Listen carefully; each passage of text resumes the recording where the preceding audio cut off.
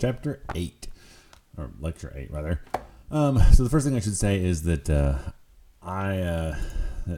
this lecture is already extremely information dense, and I could not. It is astonishingly interesting, but it's a lot to digest, and so even in its original form, there's a lot going on. So my attempt to boil it down is going to be fairly spotty, because essentially you're talking about 100 years of extremely complex history that I'm just trying to kind of boil down to its basic concepts. So the chance that I oversimplify something to the point where it's completely wrong is fairly high, but I will endeavor to do my best. So as background, the lecturer points out that the military, the political states you see in the Middle East today are essentially constructs of European colonialists after World War I. They didn't really take into account a lot of the demographic or historical aspects of the region, so they just kind of drew some lines. And while I'm sure it's not quite as haphazard as I'm making out, clearly they didn't take into account what the people being ruled wanted. So it's a little surprise that over the ensuing decades that there have been many layers of revolution, because you've basically taken a subset of the world and cast down rules and government on people who didn't really want it.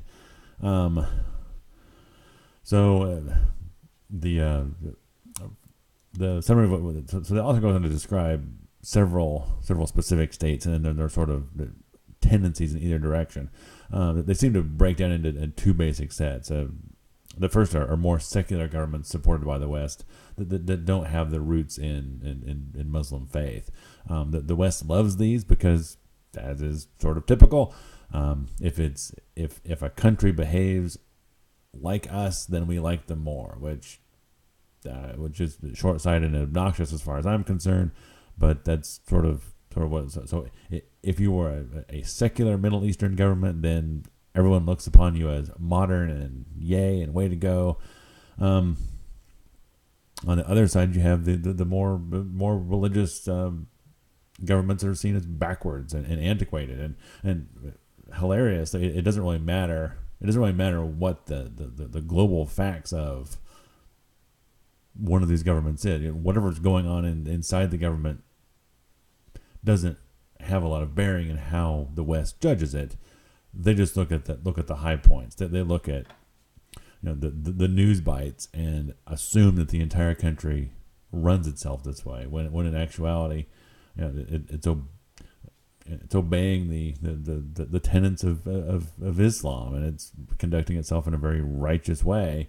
But because a few people happen to be outliers, well, the whole place is backwards and terrible. So, as is typical of humans and Westerners in particular, we judge entire populations based on a few news bites and a few terrible things that happen in isolated areas. So it makes me very sad that this exists, but it's just the way it is. We judge by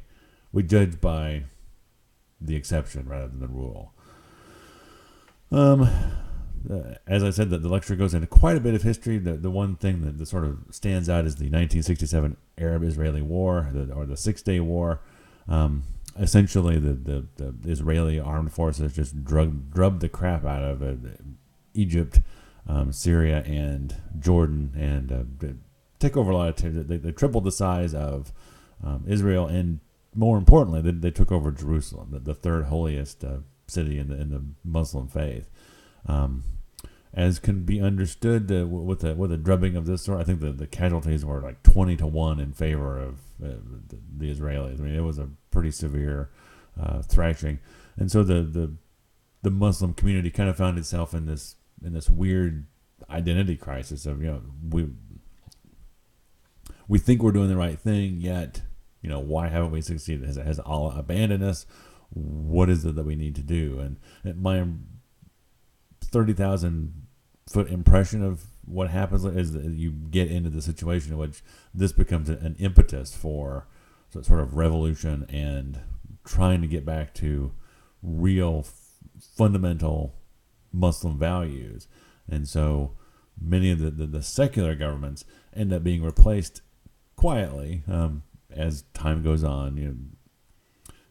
Muslims within those secular countries become educated, they rise to power, and eventually end up usurping the previous secular governments. I believe the example that the lecture gave was Turkey, that elected Muslim leaders for the first time, and the military refused to allow this to happen. So the military actually stepped in and replaced that government themselves, despite the fact that it was elected rightly by the people. The people, the overwhelmingly elected Muslim leaders, but essentially the West and the establishment decided that democracy is great as long as you agree with us, which kind of rubs me the wrong way, but there's reality for you.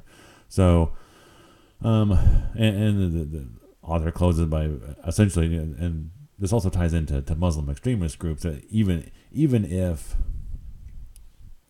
the government elected is Muslim and conducts itself based on Muslim values, the extremists, as there's going to be extremists everywhere, still don't think that's quite Muslim enough. And so part of their rebellion, so part of their action is to expand their own cause through whatever means they can. And that includes, violence against not only the rightly elected government, but against people who other countries that support them. So that's why you said this sort of international terrorism, because oversimplifying vastly, but that's sort of the high level. And of course the lecture makes the final point that the West is all too willing to support any leader of any sort, as long as there's economic reason to do so. So a dictator is a terrible thing unless he has oil to sell me, in which case that's great. Awesome. Come on. So as I said, I'm sure I am completely oversimplifying. In fact, near the end, I feel that I was flying at several million feet elevation, but that's sort of the crux here. As I said, it's a very dense, very complicated issue. I encourage you to go watch the course for yourself. Lecture 8 especially is very solid and very very telling. I'm not sure even that my understanding of the course material is complete, given the density of what was given. So, at any rate, I hope that's helpful. I hope that you can go and enjoy the lecture for yourself, and this is somewhat illuminating. But until next time, happy reading.